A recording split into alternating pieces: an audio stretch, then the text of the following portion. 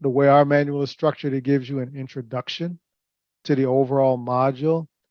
It has some highlights for what should be accomplished. So when you're doing your planning, you know, like these are the 5 things that ultimately we're going to be working on, and you be orienting your families to this as well.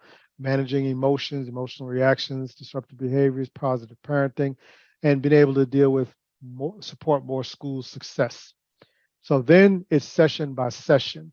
And the disruptive behavior module has 5 sessions, individual sessions. Please note that sessions can be done one each week, or often it'll be you introduce it one week and there might be a follow-up or a practice session, we call it, the following week, where you're following up those techniques and further deepening the skill acquisition or removing obstacles that got in the way of them doing it in the first place, of not being able to do it in the first place.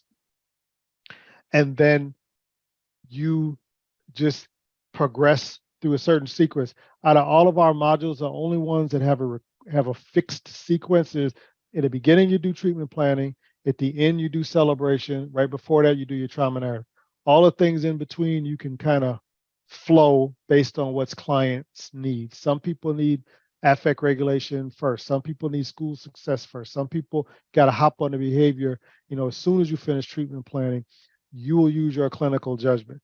But we open with case conceptualization and we conclude with the narrative when we've built up the skills to be able to do that. And grief, as Karen, I think you had asked about this, the grief module can be done in one of 2 ways. When you get to the trauma narrative, either it's sessions that are at the end of the narrative that you incorporate into your standard trauma narrative, or there's a whole grief module for those who need more extensive work, which is an additional optional module that you can use, which consists of 5 sessions. So you'd use your clinical judgment. Some of you would feel like the grief issues I can address within a standard narrative while I'm addressing other stuff. Some of you may say, like the young boys who were mentioning, they've lost so much, we're going to add this module as part of the overall trauma work. And the grief module can be done before the trauma narrative, or it can be done after the trauma narrative, depending on whether you want to introduce a much more intense grounding in grief before we do the trauma narrative because you want to incorporate it there,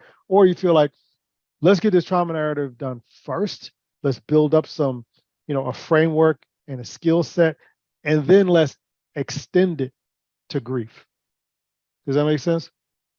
And grief and loss, as you saw in the video, might mean death, can also mean ongoing or prolonged separation, whether it's through mass incarceration, whether it's through deportation, whether it's through the separation from parents in a child care system, whatever that may be, which can include, but is not limited to, death. You'll outline what you're, like this is the behavior management session 1, and there's 2 sessions of behavior management. You'll talk about parenting styles. You're going to talk about misbehavior, reaction to trauma, and routines and structure. So then here's the clinician guide. This is what you would read in preparation. So it talks about how the importance of structure and homework and routines, some troubleshooting. It says if you're concerned with responsibilities and rewards by the family, what are some steps you could take to develop a better system, how you can help them, and emphasize a charting. It kind of gives you a framework. It gets you ready for some common problems. Then it gives you a script. And so for a typical 45 to 60-minute session, you spend about 30 minutes on the intervention activities to really, embed the skills into what you're doing. And then if you want to follow up the next session, you can, but you want to make sure you're trying to do something different to make life different, if that makes sense. And this is what you're reinforcing. So we talk about the teen goals of misbehavior. There's a handout about that I'll show you in a bit. Then you explain to the parents that to identify goals, you got to identify feelings, because that's a big part of what you want is how you feel. And that link between the emotion and the behavior is a critical one.